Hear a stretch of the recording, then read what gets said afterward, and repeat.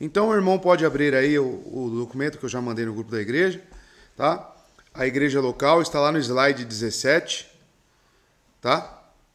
E assim nossos irmãos ali também vão passando conforme vamos progredindo aqui no estudo, tá bom? Então é o slide 17, a igreja local, tá bom? Acharam, hein? Amém. Amados, agora chegamos num capítulo onde está tratando justamente da natureza da igreja. E o autor ele está expondo historicamente aqui como que os nossos pais batistas enxergavam essa questão de igreja, tanto invisível quanto visível. Certamente, então, para falar de como eles enxergavam, e falando de igrejas batistas confessionais, ele vai utilizar a nossa confissão. Então, no estudo anterior, nós vimos do parágrafo 1 a parágrafo 4, como aquilo se tornava prático para a igreja, a visão da igreja invisível, quem compõe a igreja. E esse é um assunto extenso neste capítulo sobre igreja, capítulo 26 da nossa confissão, porque é justamente neste ponto que nós divergimos dos nossos irmãos pedobatistas. E os pedobatistas não são só os presbiterianos, tá? Aqueles independentes, como John Owen, e dentre outros, eles tinham uma ideia de igreja diferente de nós, os batistas. Então é interessante que você estude e preste atenção nesse capítulo 26, porque o capítulo 26 é divisor de águas para nós, tá? Então, agora vamos abordar especificamente dos parágrafos 5 a 6. Porque o parágrafo 5 a 6 vai definir para nós, na nossa confissão, neste capítulo 26, é a igreja local. E mais tarde, à noite, abordaremos justamente o parágrafo 6. Então, o 5 já foi semana passada. Agora vamos ver historicamente como os nossos pais batistas olhavam para esses parágrafos e como eles aplicavam na realidade. Então, iniciando aqui. A ponte entre a igreja universal e a local é o conceito do poder de Cristo. Como assim? Vamos entender mais para frente. Os parágrafos 5 e 6 afirmam o seguinte. Aí, parágrafo 5. O que afirma a nossa confissão no capítulo 26 sobre a igreja, parágrafo 5º? Na execução desse poder, com que ele é assim confiado, o Senhor Jesus, chamado mundo para ele mesmo, através do ministério de sua palavra, por meio de seu Espírito, aqueles que são dados a ele por seu Pai, para que eles possam andar diante dele em todos os caminhos da obediência, os quais ele prescreveu em sua palavra. Aqueles que assim são chamados do mundo, ele ordena que andem juntos, em sociedades particulares ou igrejas, para a sua mútua edificação e para a devida realização do culto público que ele requer deles no mundo. Esse é o parágrafo 5º. Falando que esta igreja universal, esses eleitos e santos que estão no mundo, são chamados até Cristo, Deus os atrai até Cristo, e eles são ordenados a andarem juntos. Andar de que forma? Um caminho de obediência, conforme prescrito na sua palavra. Então, o parágrafo 5º, ele traduz na prática para nós o que realmente é ser salvo. Então, ser salvo é você andar nos caminhos de Deus através da palavra e juntos com outros crentes. Parágrafo 6º. Os membros dessas igrejas são santos por chamamento, manifestando, olha só, visivelmente e evidenciando na e pela sua profissão e caminhar. A sua obediência a esse chamado de Cristo e voluntariamente consentem em caminhar juntos de acordo com a designação de Cristo, entregando-se a si mesmos ao Senhor e uns aos outros, pela vontade de Deus, em sujeição às ordenanças do Evangelho. Então, o parágrafo 6, ele ratifica como que esses crentes no mundo, quando são chamados por Cristo, como eles agem. O parágrafo 6 deixa claro que eles manifestam visivelmente e evidenciam que a sua profissão de fé e caminhar cristão. De que forma? Se sujeitando voluntariamente a andarem juntos, de acordo com a designação de Cristo. Então, amados, a grosso modo e bem direto e objetivo, desigrejado, consciente, deliberado, não é crente, segundo a nossa confissão. Tá? Ah, mas tem situações onde a pessoa não tem realmente uma igreja. Não é sobre esses casos que eu estou falando. Eu estou falando de uma pessoa que deliberadamente recusa a igreja de Cristo, fala que é salva, mas quer ficar em casa. Segundo a nossa confissão, não é crente.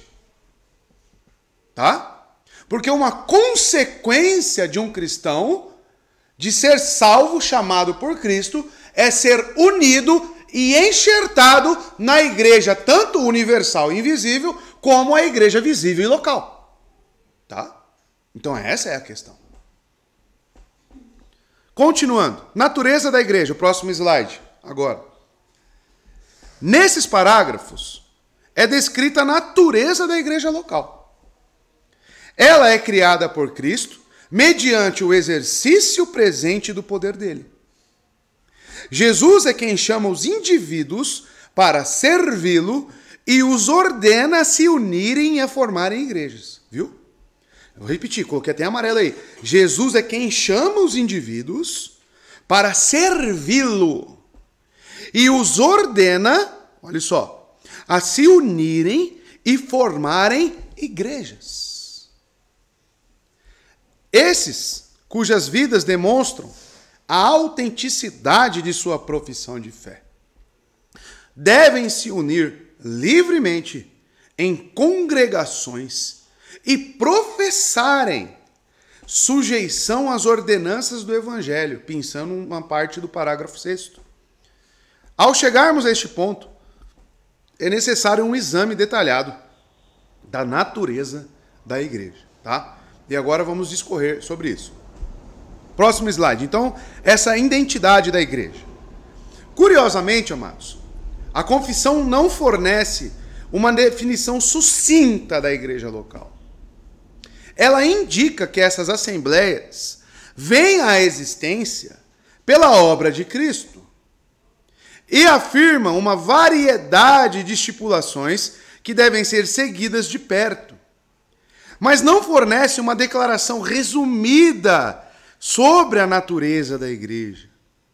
Essa deficiência está bem suprida em vários escritos eclesiológicos. Por exemplo, Hercules Collins, a qual ele vai citar aqui. Talvez, não surpreendentemente, ele cita John Owen para dar uma definição da igreja. E aí eu coloquei aqui a citação de Hercules Collins, um dos nossos pais batistas, a qual escreveu o nosso catecismo ortodoxo, e ele faz uma pergunta: o que é uma igreja estabelecida sob o Evangelho? Resposta. Olha a resposta que Hercules Collins nos dá. Uma sociedade de pessoas chamadas para fora do mundo, né? Então estavam no mundo, agora são chamados para fora do mundo, ou de seu estado natural mundano, pela administração da palavra no poder do Espírito. Tá? O que já estudamos semana passada. Que esse chamamento de Cristo é através da palavra de Deus e no poder do Espírito Santo. Basta só dar a palavra para a pessoa? Não. Senão era só distribuir Bíblia e todo mundo era convertido, né? Não. O Espírito precisa aplicar essa palavra em nós. Continuando. Pelo poder do Espírito, então o chamamento, ele é chamamento para fora do mundo, mas como? A obediência da fé. Ou ao conhecimento da adoração a Deus em Cristo. Então, ser salvo pressupõe-se o quê? Que a pessoa é chamada para a obediência da palavra de Deus. E quantas exortações nós temos para suportar uns aos outros, orar uns pelos outros, amar uns aos outros, servir uns aos outros. E cartas do Novo Testamento, como foi passado aos irmãos, que foram escritas às igrejas. Carta aos Tessalonicenses, carta aos Filipenses. Então, Paulo, nas suas 13 epístolas, né, a sua grande maioria foi escrita para igrejas locais.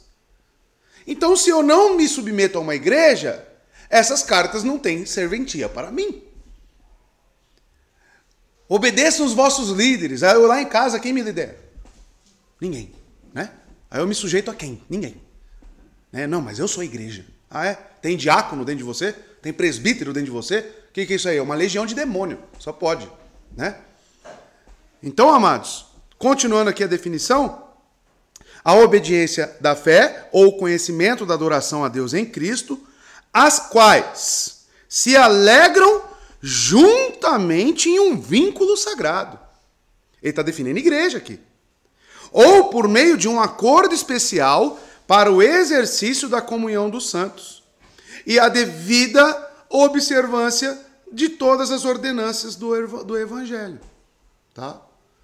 Então, Hércules Collins já fornece aqui uma das definições do que é a igreja. Então, por que ele faz isso? Porque nós devemos estudar a nossa confissão de fé com os outros documentos confessionais que nós temos. E nós temos mais 2 catecismos que complementam a nossa confissão. Tá? Tanto o Catecismo de 1689, que Benjamin Keith escreveu, quanto esse ortodoxo de Hércules Collins. Então, esses 3 documentos, eles formam a nossa unidade de fé batista. Quando eu sempre falar para os irmãos quais são os 3 documentos confessionais que formam a nossa unidade de fé batista. Confissão Londrina, de 1689, Catecismo Ortodoxo de Hércules Collins e Catecismo Batista, de Benjamin Keith. Tá? Esses são os 3 documentos que os irmãos têm por obrigação, como parte dessa igreja, os membros, de possuí-los em casa. E a Estandarte de Cristo nos fornece gratuitamente em PDF isso. Tá? É só você acessar o site, né? Ou me pedir, porque aí eu passo para os irmãos. Isso tudo eu já mandei no grupo da igreja. É que muitos nem se ligam, né? Muitos não estão nem aí, né? E perdem. Tá? Nem vou perguntar aqui quem já leu os 3, tá? Para não ficar feio. Mas vamos seguir. Próximo slide. A distinção batista. Essa definição reflete muitos dos elementos dos parágrafos 5º e 6º. Qual? A de Hércules Collins. Da nossa confissão. Incluindo o fato de as pessoas serem chamadas para fora do mundo, a atividade da palavra e do Espírito, a importância da obediência e do culto, o compromisso mútuo de ser uma igreja e a necessidade das ordenanças, que no caso são os sacramentos. Essa é uma definição positiva da igreja. Coloquei em amarelo aí. Que reúne uma variedade de vertentes teológicas numa só. De maneira que as diferenças entre os batistas e pedobatistas poderiam ser abarcadas por essa declaração.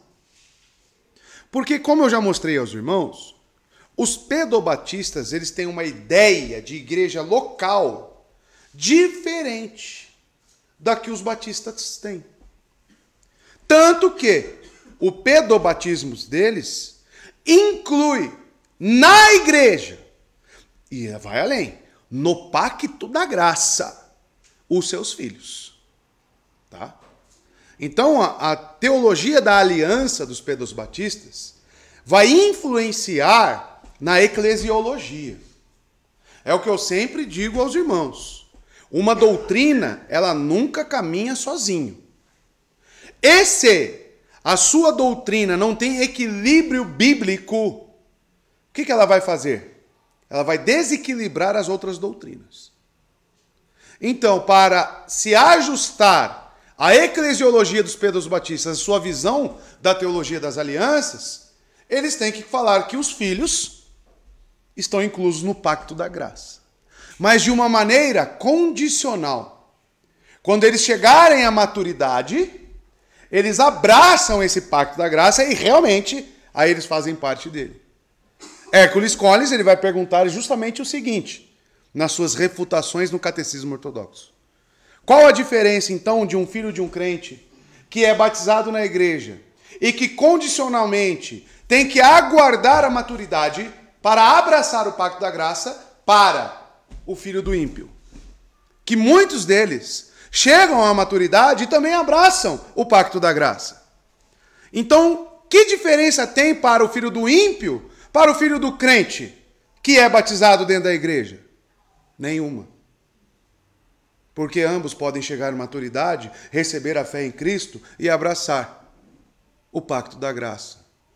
E ao mesmo tempo, falar que o pacto da graça tem essa condicionalidade é um erro. Porque o pacto da graça já está no nome, graça, favor imerecido. Somos enxertados nele, não pelos nossos méritos e decisões. E sim, porque ele nos amou em uma eternidade, antes da fundação do mundo. Tá? Então, esse erro, que consideramos um erro como batistas, tá? Influencia e afeta a eclesiologia, que os irmãos tenham isso claro na mente de vocês.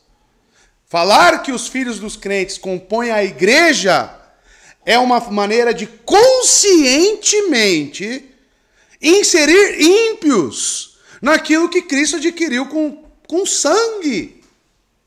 Porque muitos pedobatistas podem argumentar, mas a igreja, mesmo os batistas, que esperam a maturidade, que esperam a profissão de fé, mesmo eles incorrem em erros, porque batizam pessoas que não são salvas. Mas a diferença, talvez mínima, né? Só para dar uma... é que nós não fazemos isso conscientemente. Essas pessoas enganam realmente. Essas pessoas, elas têm a aparência de piedade, como diz as Escrituras. Então, nós não fazemos isso conscientemente. Nós prezamos pela pureza da igreja de Cristo. Nós prezamos para que apenas crentes, e colocamos os meios que nós temos em mãos, de critérios, analisar os frutos de arrependimento da pessoa, analisar se a profissão de fé dela é acompanhada desse caminhar, como diz a nossa confissão. Então nós aplicamos os critérios que nós temos. Agora, se é algo fraudulento que a pessoa está gerando, aí isso é um problema dela com Deus. Tá?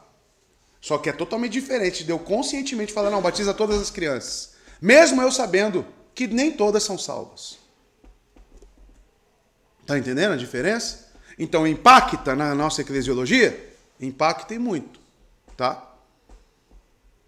Então, amados, continuando.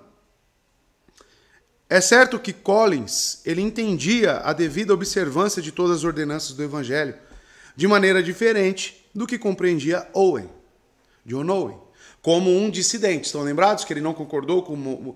e ele foi mais para um lado congregacional, mas um congregacional pedobatista. John Owen é pedobatista, tá? Então, nós não. Nós já temos uma outra linha de teologia da aliança. Então, Hércules Collins diverge de John Owen. E ninguém deixaria esse ponto passar desapercebido. Contudo, apesar desse sentido distinto, eles poderiam compartilhar o mesmo conceito básico do que uma igreja devia ser. Tá? Aí entra aqui Benjamin Kitt, que também redigiu um catecismo para nós. Benjamin Kitt também definiu a igreja de forma positiva, tá? Aí já está no próximo slide aí, tá? Vai acompanhando aí, Isa. Tá em amarelo. Uma igreja de Cristo, definição de Kitt. Uma igreja de Cristo, segundo a instituição do Evangelho, é uma congregação de cristãos, piedosos, que como uma assembleia estabelecida e havendo primeiramente sido batizados após sua profissão de fé, por acordo e consentimento mútuos, se entregam ao Senhor e uns aos outros, segundo a vontade de Deus. Percebam então que Kit, ele já define igreja como crentes batizados, crentes professos, tá? Porque ele coloca aqui, por acordo e consentimento mútuos, se entregam ao Senhor e uns aos outros. Esse consentimento mútuo, então, é algo que tem que existir uma deliberalidade da pessoa. Ela tem que se decidir por Cristo, sim. Isso nós chamamos de profissão de fé. Então ela só se entrega a Cristo? Não. Kit coloca, e uns aos outros. Segundo a vontade de Deus, se reúnem ordinariamente em um só lugar para culto público e adoração a Deus. Isso aqui também já tira a ideia de crentes itinerantes. Vocês conhecem esses? Cada domingo está numa igreja. Aí você pergunta, você está em comunhão com a igreja? O que ele te responde? Que sim. Mas não está. Cristão itinerante não é membro de lugar algum. Ele não sabe das particularidades de cada membro da igreja. Ele não sabe, ele não se entrega, ele não serve, ele apenas visita. Visita aqui, visita ali, visita lá, e fica assim, e fica a vida inteira. Kit já diz que se reúnem ordinariamente em um só lugar, para culto público e adoração a Deus. E entre os quais a palavra de Deus e os sacramentos são devidamente administrados de acordo com a instituição de Cristo. Tá? E atenção para o devidamente administrados. Uma pastora administrando ceia. Uma pastora administrando o batismo. Para Kit, ia ser aceito isso? Não. Devidamente administrados. Tá? Por isso que muitas pessoas às vezes vêm para a nossa igreja e nós não consideramos o batismo dessa pessoa, dependendo da forma como foi administrado o batismo dela e até mesmo da igreja. Porque algumas igrejas não consideramos nem igrejas, mas sim sinagogas de Satanás. Tá? Então é isso que difere. O único fator adicional acrescentado por Kit é a presença do batismo de crentes. Isso reflete sua visão rígida e restrita sobre a relação entre a ordenança e a congregação cristã. Vocês percebem então que Benjamin Kit, ele relaciona batismo com membresia de igreja? Ele junta isso, e uma coisa realmente, pela lógica de tudo, ela está relacionada com a outra, né? Kit estava escrevendo para um público batista, procurando elencar todos os aspectos possíveis que contribuíssem para a compreensão da essência de uma igreja. Então o trabalho dos nossos pais batistas era justamente trazer para o povo a compreensão do que nos distingue como igreja. Então é interessante que você não tenha dúvida nisso, você que é membro em uma igreja batista. Por que você é batista? Um dos pontos é a sua eclesiologia, meu irmão. A sua eclesiologia é que define você como um batista, tá? A forma como você enxerga a igreja. Quem compõe essa igreja, tá? Ele não pretendia com isso insinuar que as assembleias não batistas, por definição, não eram igrejas. Ele não está querendo dizer isso. Ele não está tendo um sentimento aqui de segregação, né, e de que apenas os batistas são crentes. Tá? Ele está definindo apenas quem são os batistas. E falando a nossa forma de enxergar a igreja. Tá? E o autor, o James Renihan, né? James Renihan. Ele apenas está colocando isso aqui para que não tenha esse sentimento sectário, tá? Que é característico de seitas. Em todas as outras facetas de sua declaração, Keith reflete as perspectivas de Collins e também de John Owen, em certos pontos. Tá? E aqui tem uma visão agora de Hansard Knowles, que é outro pai batista que nós temos da época. Utilizando uma linguagem muito similar, Hansard Knowles definiu a igreja de forma mais negativa. Ou seja, contrastando-a com o que ele percebeu ser falso. Então, é interessante que quando você vai definir uma pessoa ou alguma coisa, você pode fazer isso de duas formas. Através de uma perspectiva positiva, né? Falando é isso, isso, isso e isso. Mas você também pode definir algo através de uma perspectiva de comparativos. Ó, o falso é assim, assim, assado. Já o verdadeiro é assim, assim, assim. Tá? Então ele parte de uma perspectiva, Hansard Knowles, negativa para definir igreja. Vamos ver o que ele escreve, está em amarelo. Uma verdadeira igreja visível de Cristo, segundo a instituição do Evangelho, é uma congregação de santos.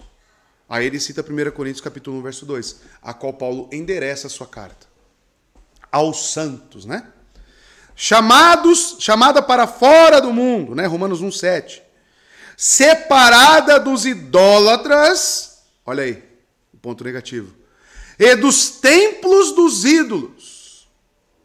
2 Coríntios 6, versos 16 e 17, onde Paulo fala aqui o que há de comum, né? Entre luz e trevas, essa separação dos judeus descrentes e de suas sinagogas, e de todas as observâncias legalistas dos dias santos, dias de sábado e de ritos.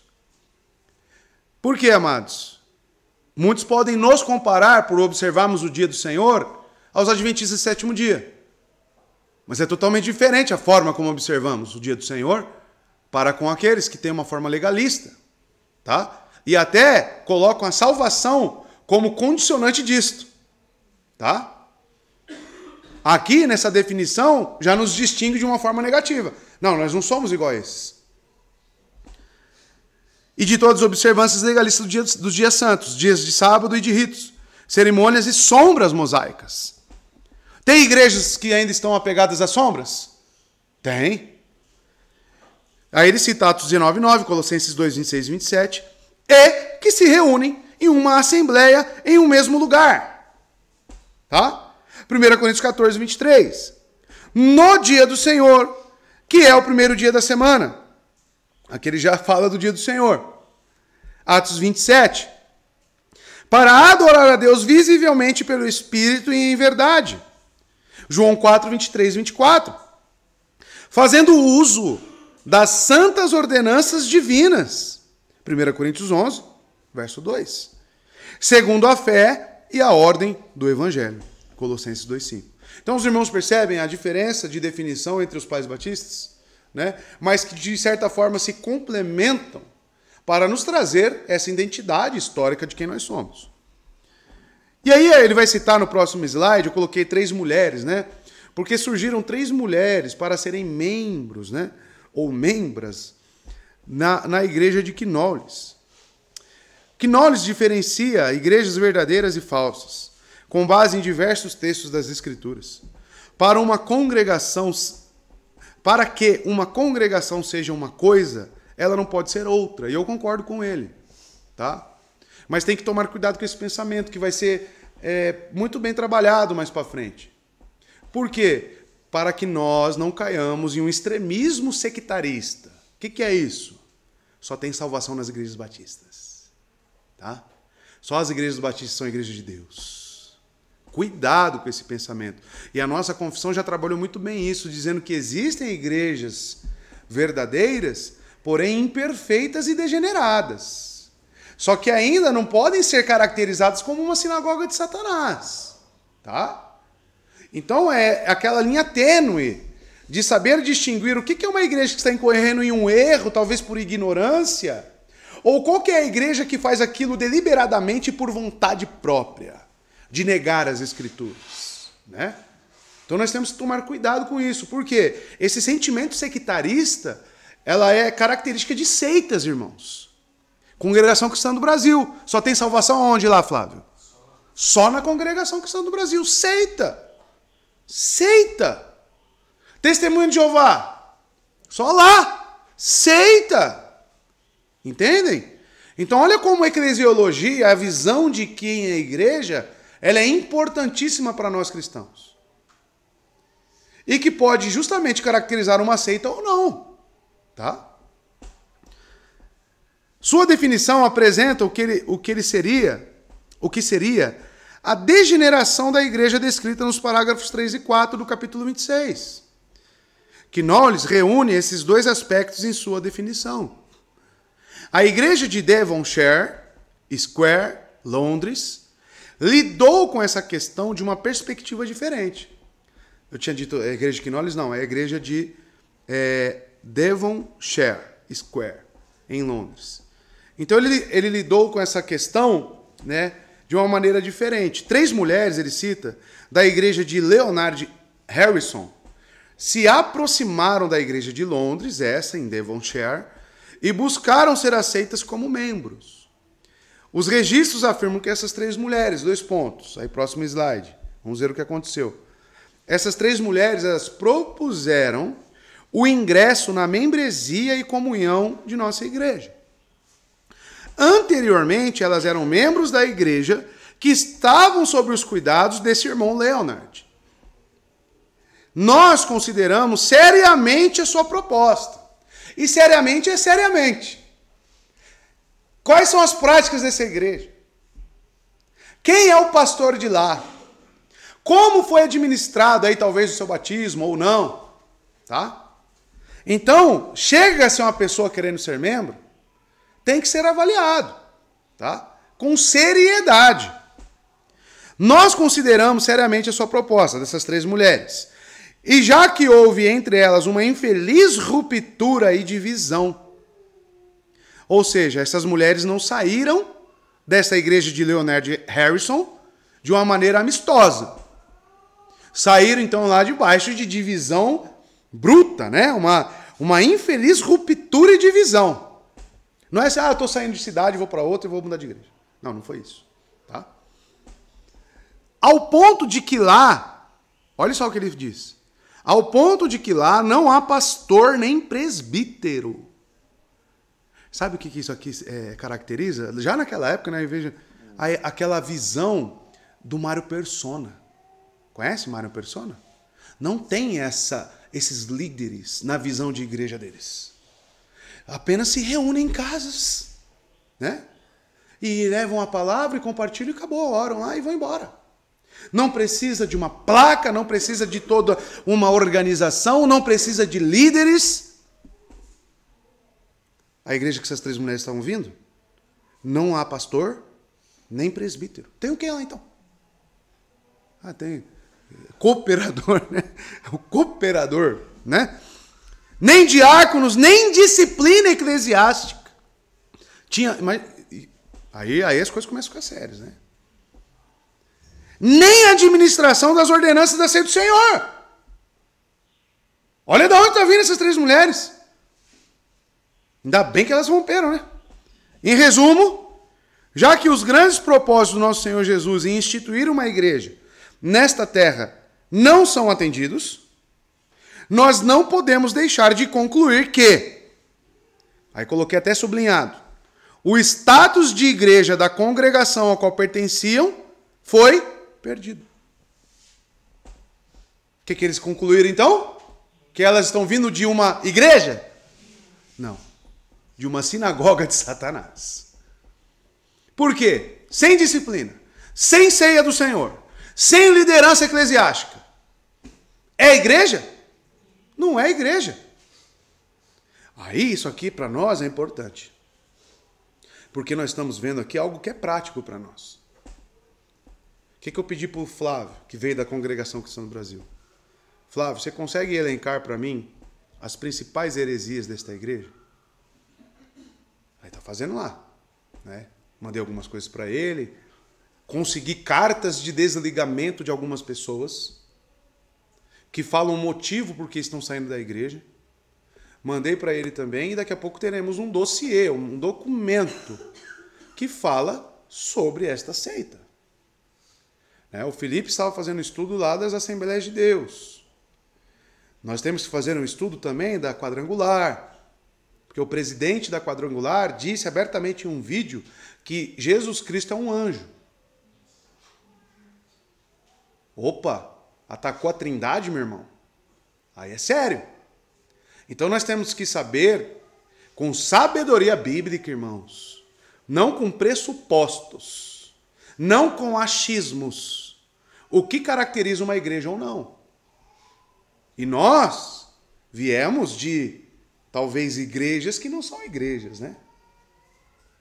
E você precisa ter uma compreensão disso.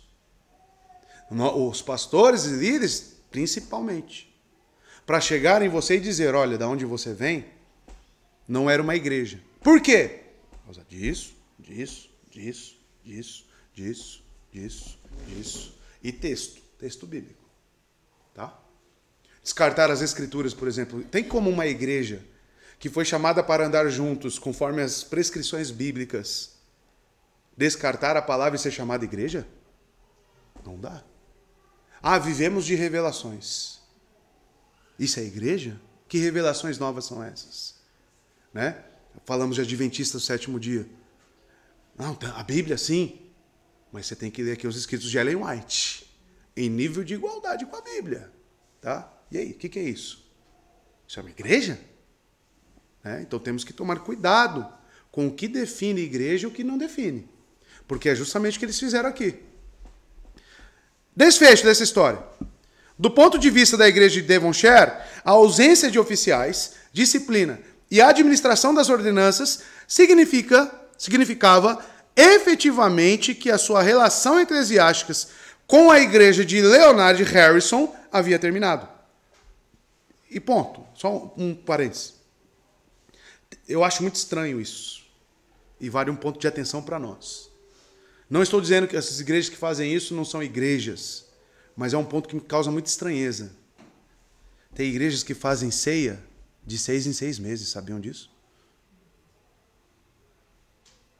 Tem uma certa periodicidade longo. E o que caracteriza a ceia para nós? É uma ordenança de Cristo, que é o sinal visível da nossa fé, que deve ser feito todas as vezes que estamos reunidos, né? Que esboça isso, até que ele venha.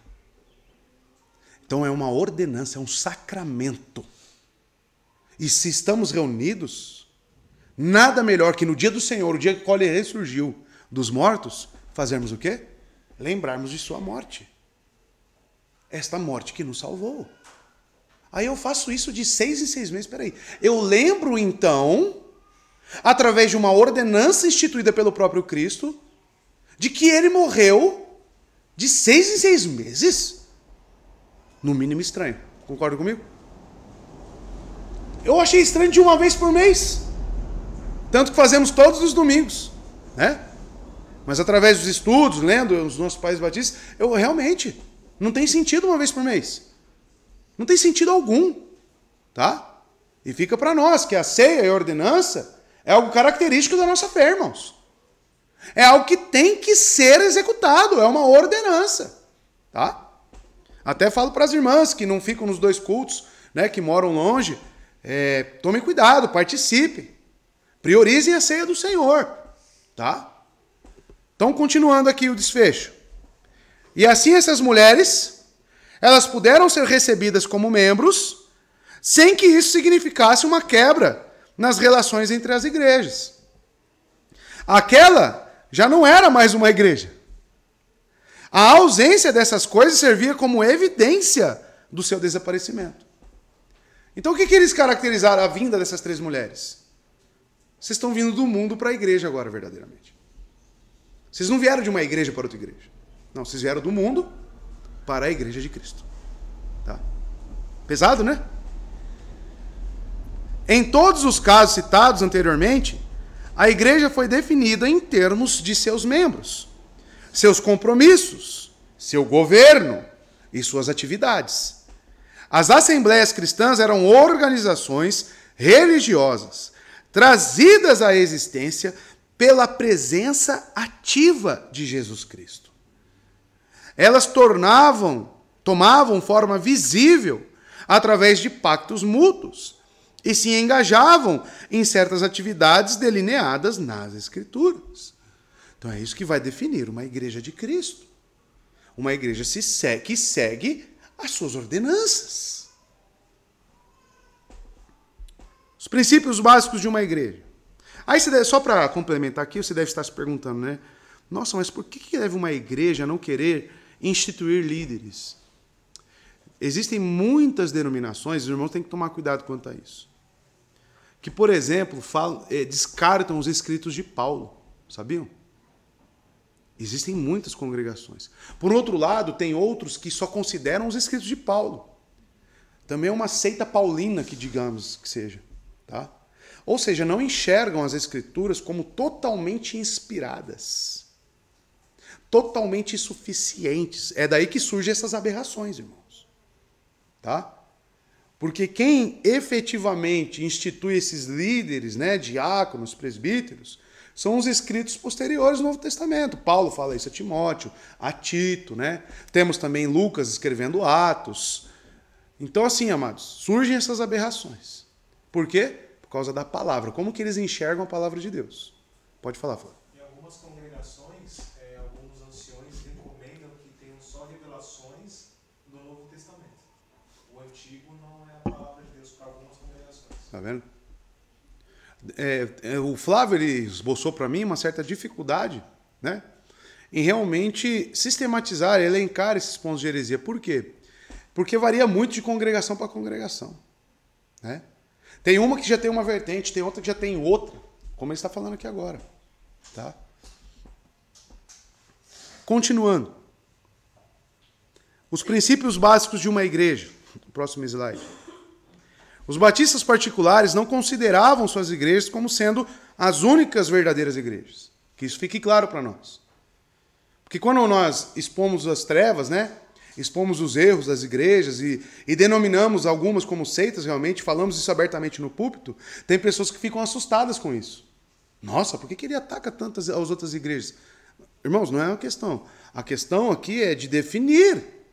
E tem algumas dessas que eu estou citando que isso é unânime entre quaisquer igrejas bíblicas, tá? E Paulo diz para expormos as obras das trevas. Então isso não deve soar como nós algo estranho, tá? Estranho seria se eu falasse que a presbiteriana era uma seita. Isso seria muito estranho, tá? E não, eles são nossos irmãos, eu sempre digo isso. Os batistas particulares não consideravam suas igrejas como sendo as únicas verdadeiras igrejas. As congregações pedobatistas, apesar de defeituosas, eram, no entanto, genuínas. Tá? Benjamin Kitt abordou essa questão 2 vezes em sua Exposições das Parábolas, série 2. Ele declarou que um bom ministro deve saber quantos princípios essenciais constituem os fundamentos de uma genuína igreja evangélica. E também deve saber como e quando colocá-los em ordem. Pois se uma igreja carece de um princípio essencial, ela é defeituosa. E, portanto, não é uma congregação completa, de acordo com a Constituição primitiva. Se ela tem 6 princípios, como aparentemente possui, e carece apenas de um, então ela é imperfeita. Os 6 princípios são estes.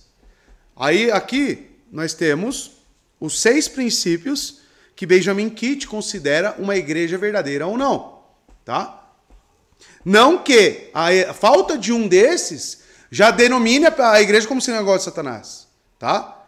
Mas é o parâmetro que ele estabelece. E de onde que ele tira isso? De Hebreus 6, verso 1 e 2. Lembra lá dos...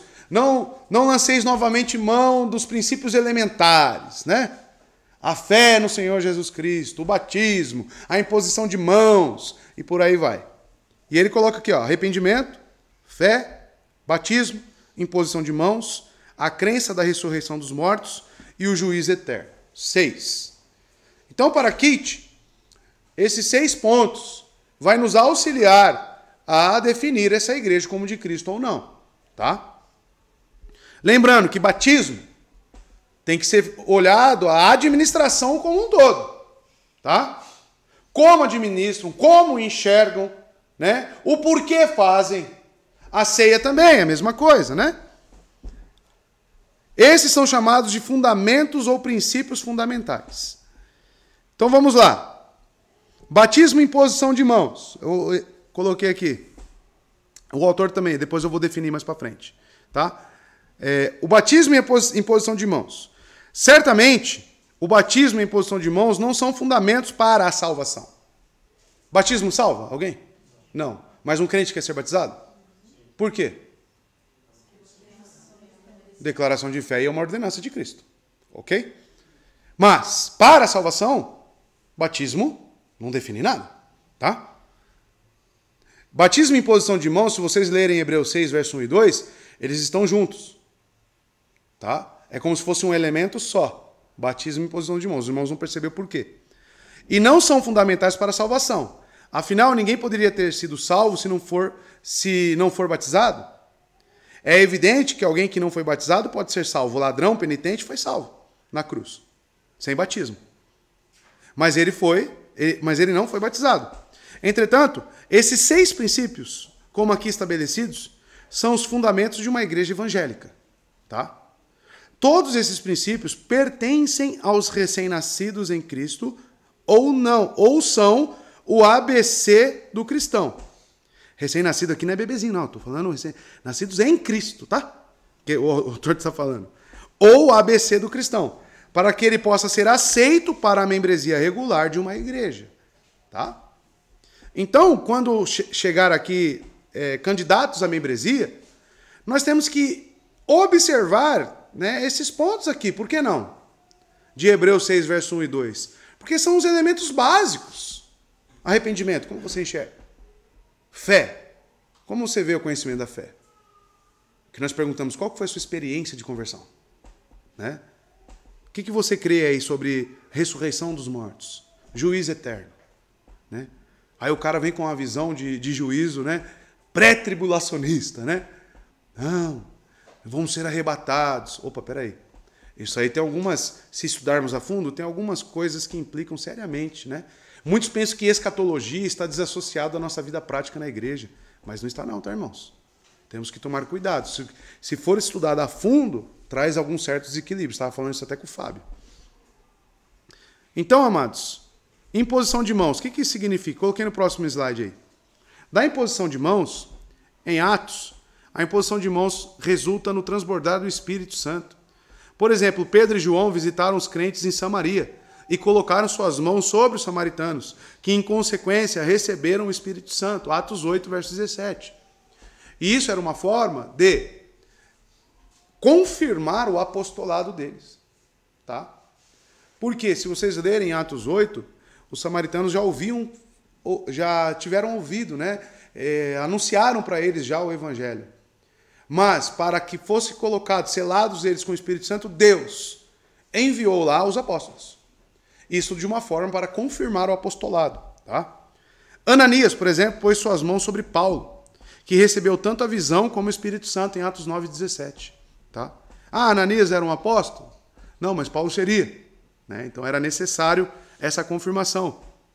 Em Éfeso, Paulo impôs suas mãos sobre alguns discípulos de João Batista, que receberam o Espírito Santo. Atos 19, verso 6.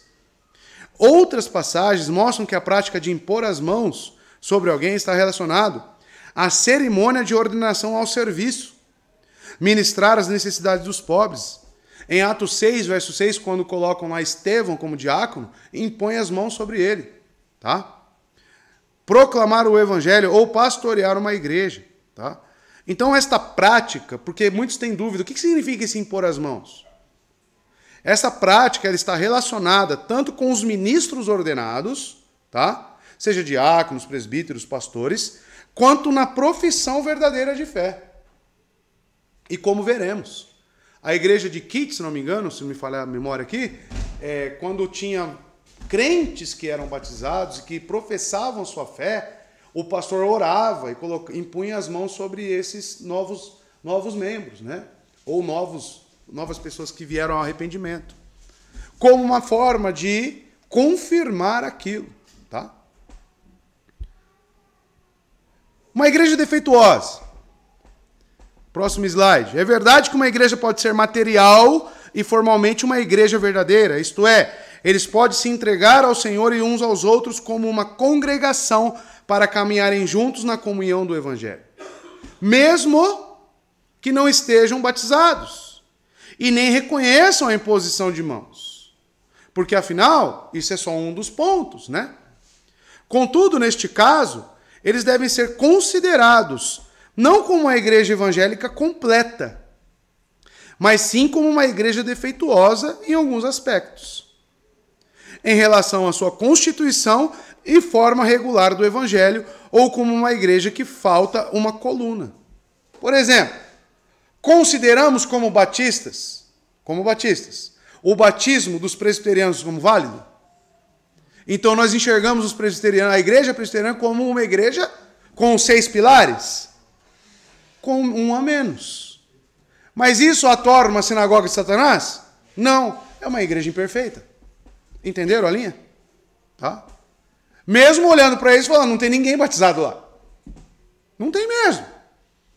Tanto que perguntam, nossa, vocês estão rebatizando uma pessoa que foi batizada quando criança? Não, rebatizando não. Estamos batizando. Porque não existiu o batismo lá. Aquilo não é a forma neotestamentária de batismo, tá? Como enxergamos. Então enxergamos uma igreja lá, os presbiterianos, crentes reunidos sem batismo. Sem batismo. Uma casa pode ser uma casa verdadeira, ainda que lhe falte uma coluna principal, que a mantenha. Aí vai ficar umas trincas, né? Vai ficar aí, talvez vai dar uma desequilibrada, mas é uma casa, mora gente lá, protege da chuva? Sim, então é uma casa. Mas dava para ser melhor? Dava, né? Dava muito. Uma casa pode ser uma casa verdadeira, ainda que falte uma coluna principal, que a mantenha. Ela pode até ser bem firme para permanecer em pé, embora não seja tão segura, já que lhe falta uma coluna da doutrina de Cristo. Tá? Isso aqui é importante, por quê? Porque no nosso meio reformado surgem alguns radicais aí, né? Surgem as pessoas, não, isso aí, esse negócio de Satanás. Não, isso aí também, esse negócio de Satanás. E não, só tem igreja verdadeira na dele, né? E não podemos ir por essa linha, tá bom? Padrões da época. Por meio deste padrão, as igrejas completas estão fundamentadas sobre 6 colunas de Hebreus 6, verso 1 a 2. Embora a ausência de uma ou 2 colunas não remova o status de congregação, ou faça com que certa igreja deixe de ser autêntica, é especialmente interessante a insistência na imposição de mãos. Essa prática era uma cerimônia relacionada à recepção de membros na cidade de Quite, na igreja de Quite, onde o pastor colocava as mãos sobre a cabeça de cada novo membro e orava sobre ele individualmente, no momento da recepção. A inclusão desta prática na lista de Quite sinaliza um desacordo com muitas das igrejas, que a igreja de Horselidol reconhecia como genuínas, e como as quais se associou formalmente. Tá? Então eram todos que praticavam isso que Quite praticava? Não. Mas eram irmãs, igreja irmãs? Sim. Tá? Essa imposição de mãos não foi reconhecida universalmente entre os batistas particulares no século XVII. Na verdade, isso foi praticado apenas por uma minoria entre eles. No entanto, Quite incorpora essa prática da imposição de mãos como uma das colunas da igreja. Tá? Ele não deixava de reconhecer como parte da igreja aqueles com quem compartilhava um compromisso confessional.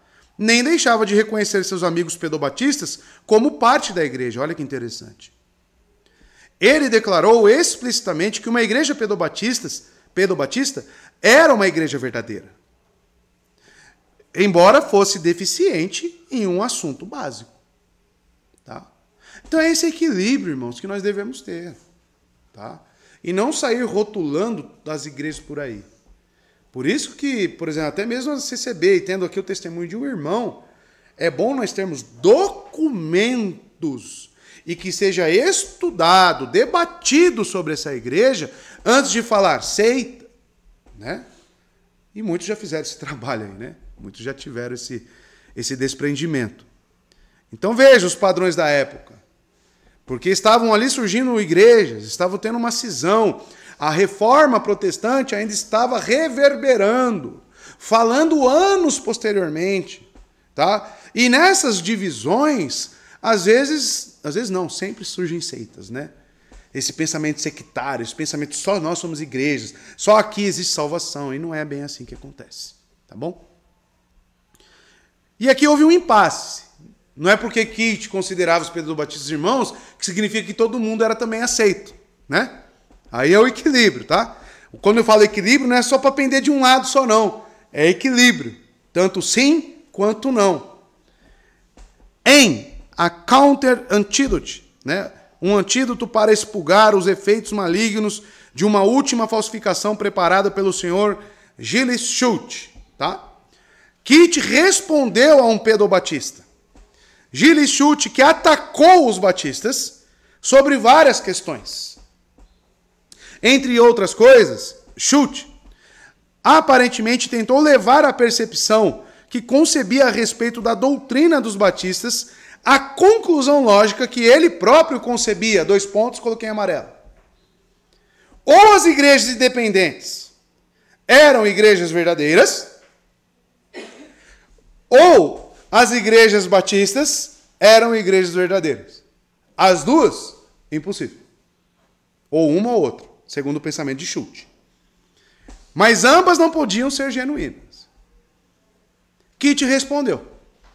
E eu acho interessante esses debates, né? Eu acho interessante esses ataques que eram proferidos contra os batistas e esses pastores... Não, preciso responder. Não é bem assim. E escrevia, e publicava, né? O crescimento que isso trazia para quem era interessado, né? Para aqueles que realmente viviam da fé, é absurdo. Respondeu Kit, na página 191 desse último livro. Ele diz que elas, ou seja, as congregações independentes, não são verdadeiras igrejas. Ou então, nós não somos. Não reconheço razão, diz Kit, alguma para dizer isso. Uma vez que não duvido que elas sejam igrejas verdadeiras, igrejas independentes. Assim como nós somos. À medida que eles são cristãos piedosos, ainda que eu creia que elas são menos completas do que aquelas que são batizadas após a profissão de sua fé, ou que não sejam tão ordenadas com respeito à Constituição. Então veja, ele respondeu da forma como ele já definiu a igreja. Tá? São igrejas? São, mas são igrejas incompletas. Tá? E aí eu coloquei, cuidado com o extremismo aí no slide. Por quê? Kit não estava disposto a admitir o ponto e aceitar o raciocínio de Schultz. O batismo não era parte constituinte da essência de uma igreja. As congregações independentes eram expressões legítimas e visíveis da Igreja Universal. Hansard Knowles aconselhou seus leitores a serem cautelosos com tendências perfeccionistas, tá? Em sua avaliação das igrejas. Eu estava conversando com o Fábio. A pessoa pode chegar aqui e começar a querer impor o seu perfeccionismo de igreja sobre nós? Pode. Pode querer ter esse sentimento. Só que, cuidado com o extremismo. O que pretere para nós aqui, o que nós levamos em consideração, primeiramente, eu como pastor da igreja, enquanto permanecer aqui, isso vai ser uma primícia para mim. A sua disposição em se submeter à igreja. A sua disposição em caminhar junto com a igreja. Se submeter ao que nós estamos vivendo aqui. Podemos ser até mesmo uma igreja imperfeita, não descarto isso. Mas que buscamos a piedade cristã. Que buscamos o arrependimento. Que buscamos ser exortados e exortar também. E não impor a pulso de ferro aquilo que nós achamos por certo ou não. Então, o que pretere é um coração transformado. Tá? Uma disposição cristã. Pode falar, Vitor. Em Romanos 14, ontem, acredito que se encaixa nesse assunto que estamos falando hoje. Sim, lemos esses dias. Porque ontem a gente estava falando em Romanos 14 sobre esse cuidado de não impormos, de nós não impusermos, né, esse fardo e esse julgamento, muitas vezes condenatório até, Exato. de algum erro de algum irmão, não que nós não devamos, né, confrontar o pecado, mas às vezes uma falta de entendimento de algum irmão a respeito de algum assunto, tem que tomar cuidado para que isso não atrapalhe a edificação mútua. Exatamente.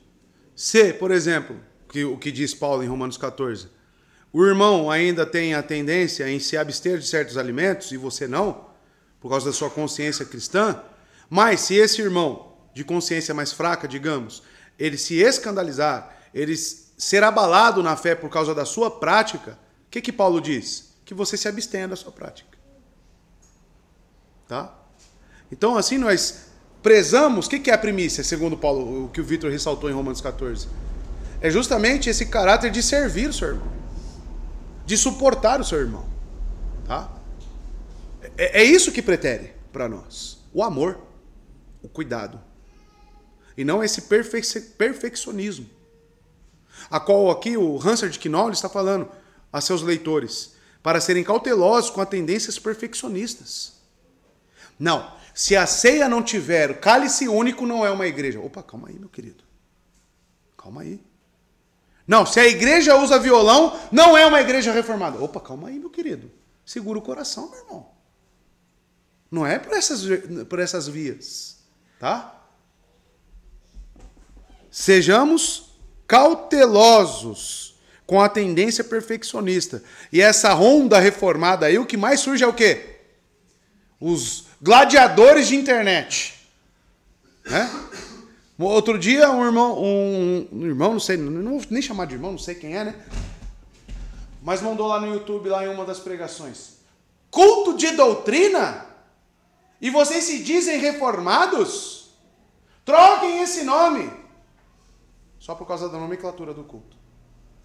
Mas eu percebi o seguinte, podemos trocar a nomenclatura? Para que não haja escândalo? Sim. Não custa nada, né? Então trocamos. Aí nunca mais apareceu. Né?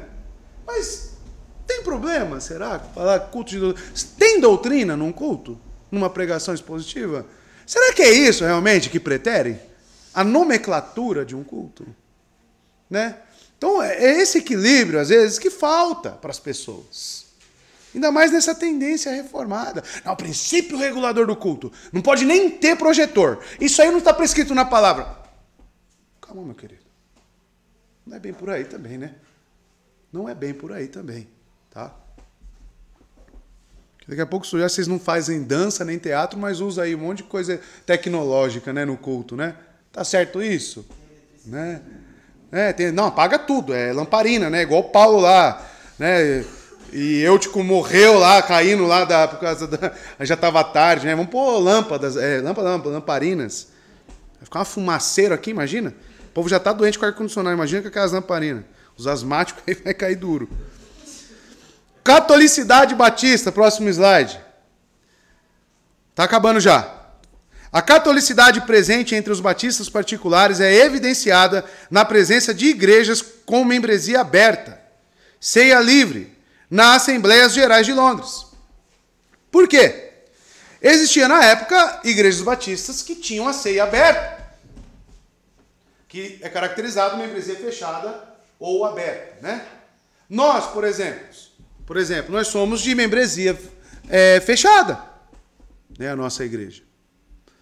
Não que, se um irmão reconhecidamente de uma igreja pedobatista venha para cá, o Nicodemos senta nessa cadeira, dia de ceia, não vou colocar o Nicodemos para participar da ceia? Eu não vou para esse ponto, né? Então, digamos que nós não somos radicais, mas um visitante que não conhecemos não participa, tá? Justamente por não termos critérios para saber a origem desse irmão. E isso existia na época. Mas, ao mesmo tempo, tinha as igrejas de ceia aberta. E tem, eu conheço, a igreja Pastor Silas é membresia aberta. Isso deixa ele de ser nossos irmãos? Não. Isso é o critério que ele estabelece. Já em Francisco Morato tem a ceia aberta também, né? Vocês foram de lá. Só que na última conversa que eu tive com eles, falaram, nós estamos repensando nisso. Então assim, pode ser que mude também no meio do caminho, né? Por quê? Muitas pessoas não iam para a igreja, não tinham compromisso com a igreja, mas no dia de ceia aparecia lá na igreja. Aí participava. Tá certo isso? Tá totalmente errado. Porque ceia do Senhor pressupõe comunhão. Esse serviço, essa união uns com os outros. Então, a apêndice da Segunda Confissão de Londres expressou o assunto nesses termos. Nós não somos insensíveis de que, quanto à ordem da casa de Deus e toda a comunhão nela, há algumas coisas que em que nós, assim como outros, não temos acordo completo entre nós mesmos. E você acha que se eu chegar e sentar com o pastor Silas, com o pastor lá, Josué Meninel, de Francisco Morato, mesmo sendo igrejas batistas reformadas, vai ser unânime todos os pontos? Não vai ser, irmão. Claro que da ortodoxia cristã, sim, né? Mas talvez nessa questão de eclesiológica, né, de membresia aberta ou fechada, tenha divergência, né? Tem divergência. Mas deixa de ser irmão? Não. Como, por exemplo, o princípio conhecido e o estado das consciências de muitos dentre nós que concordam nessa confissão é tal que não podemos celebrar comunhão eclesiástica com qualquer outro, senão com crentes batizados e igrejas constituídas de tais. Contudo, alguns outros de nós têm uma liberdade e concessão maiores em nossos espíritos com respeito a esse assunto. E, portanto, omitimos propositadamente a menção de coisas dessa natureza, para que concordássemos a dar essa evidência de nosso acordo. Tanto entre nós mesmos com outros bons cristãos, nesses artigos importantes da religião cristã, principalmente sustentado por nós. Ou seja, né, a nossa confissão ela foi redigida com também um propósito de catolicidade cristã. O que é isso? De termos, talvez, divergências com outras igrejas, mas que não nos impeça de chamar eles de irmãos. Tá? Então, os batistas, os pais batistas, a nossa própria confissão, ela não é sectária, irmãos. Ela não tem essa intenção, tá? E isso pode ser um balde de água fria para muitas pessoas. Agora achei a igreja perfeita. Não, você não achou a igreja perfeita. Você não achou. Você está numa igreja que talvez seja um pouco mais completa do que outras. Só isso, tá? Isso é para você acalmar seu ânimo aí, o Capitão América reformado. Tá? É só para você dar uma baixada na bola, né? O camarada, quando conhece os 5 pontos calvinistas, sai como, né? Não! Só tem salvação, você não é eleito. Prega o evangelho assim. Você só vai ser salvo com essa mensagem se você for um eleito. E sai por aí. E acaba até prejudicando, né? Aquilo que nós entendemos de evangelho. Não que não tenha eleição no evangelho, não é isso que eu estou dizendo. Mas a forma, né? Como a pessoa. Último slide. Uma leitura atenta da confissão demonstrará que o batismo nunca está explicitamente ligado à membresia da igreja, né? No caso, a igreja como um todo universal. Isso foi feito propositadamente a fim de abarcar igrejas de ambos os tipos, né? Casos presbiterianos, que não consideramos como válido o batismo deles. Nas assembleias de Londres, a maioria das igrejas era de membresia fechada. A maioria, hein? Mas as igrejas de membresia aberta também estavam presentes. As igrejas mais rigorosas estavam dispostas a se unirem a outras cujas opiniões eram ligeiramente diferentes das suas. Por exemplo, chega o camarada aqui, pastor, eu sou pós-milenista. Né? Não é uma visão escatológica tão longe da nossa teologia bíblica. Né? Eu sou amilenista. Então tá ali, né? Tem algumas diferenças, mas eu não posso impor para a pessoa, não, para você ser membro aqui, você tem que ser amilenista. Não posso, irmãos. A visão, eu repito, a visão dele, escatológica, não pode ferir outros princípios. Mas se tiver equilíbrio e seja divergente do que o pastor tenha, não tem problema. E isso ocorre. Né? Tantos pastores aí renomados que têm tantas visões, né? Por exemplo, o John MacArthur, dispensacionalista. Eu vou falar que ele não é meu irmão? O Granconato, por exemplo, dispensacionalista, é nosso irmão? Claro que é. Claro que é. Mas sua visão bíblica talvez não seja tão completa, né? E por aí vai. Dessa forma, os batistas particulares procuraram definir cuidadosamente a compreensão da natureza da igreja. Embora, por um lado, sua prática fosse de acordo com a própria compreensão deles, a plenitude da expressão dos princípios do Novo Testamento, eles não deixavam de reconhecer outras igrejas como autênticas. Isso aqui é importante. Por quê? Eu vejo muitas pessoas, na minha igreja não tem uma igreja batista reformada. Mas, irmão, é até difícil, né? Eu falar isso, mas entendam o que eu quero dizer. Será que não pode existir uma Assembleia de Deus que seja doutrinariamente sadia? Será que não pode existir uma Assembleia de Deus que tenha um pastor bíblico? E que talvez não seja uma igreja completa, perfeita, mas seja uma igreja. E você está nessa cidade que só tem essa igreja. Por que não congregar lá? Se lá tiver pessoas salvas e piedosas, que pode edificar você e você edificar ela. Estão entendendo? Então cuidado, porque às vezes você coloca os rótulos, né, as denominações, as placas da igreja à frente daquilo que é uma igreja de Cristo. Cuidado, porque pode acontecer isso. Você chegar numa assembleia lá, sentar lá, ter sim lá todo aquele louvor, que nem a igreja do Josemar Bessa. Ela é toda animada. Luzes, violões, né? Mas o púlpito é sadio. Congregaria naquela igreja? Tranquilamente. Mesmo não concordando com algumas práticas. Mas claro que eu conversaria com o pastor. Mas isso não tendo somente aquela igreja, por que não? Por que não? Né? Então, amados, isso é para trazer um pouco de equilíbrio para nós. Tá? E às vezes a pessoa fica em casa justamente porque não tem uma placa lá, Igreja Batista Reformada. Como existem igrejas batistas reformadas que não são batistas reformadas. E aí? Né? Mas olhando para o povo santo, a união daqueles irmãos e o que eles estão vivendo em consonância com a palavra é o que vai me trazer parâmetros. Né? Mas existem igrejas imperfeitas. Nunca se esqueçam disso. Então, amados, continuando. Cadê? Eles não deixavam de conhecer outras igrejas. Hércules Collins podia usar a definição de Joe Owen. E os editores da Confissão podiam usar a linguagem explícita dos subscritores da Declaração de Savoy. Porque na raiz da questão havia um reconhecimento e comunhão mútuos. Tanto que a nossa confissão ela foi feita de Westminster e da de Savoy. Os textos base eram dessas duas confissões. E eles apenas davam Ctrl+C, Ctrl+V. E às vezes só mudava ali uma linha, algumas palavras. Porque na essência do entendimento era o mesmo. Tá? Isso significa o quê? Catolicidade. São nossos irmãos. Fiz isso aqui, no capítulo sobre matrimônio. Onde a nossa confissão não se pronunciou, o que eu fiz? Peguei dos nossos irmãos pedobatistas. Tem problema? Não.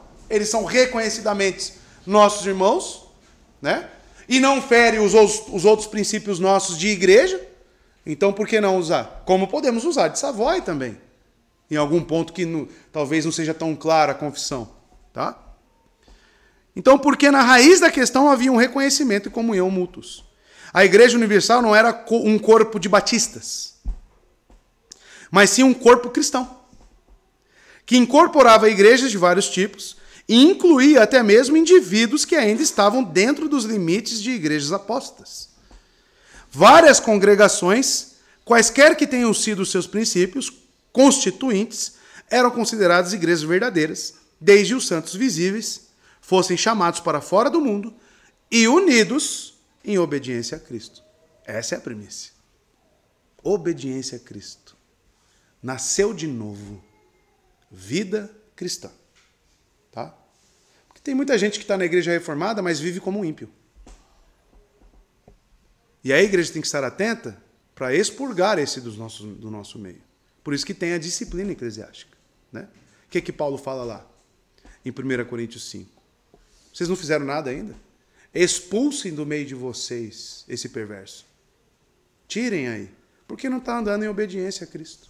Tá? Então isso nos traz aí, é muito bom estudar a história, né, para equilibrar os ânimos. Né? Porque muitos até falam, a reforma continua, né? Eles são os gladiadores aí da reforma, né?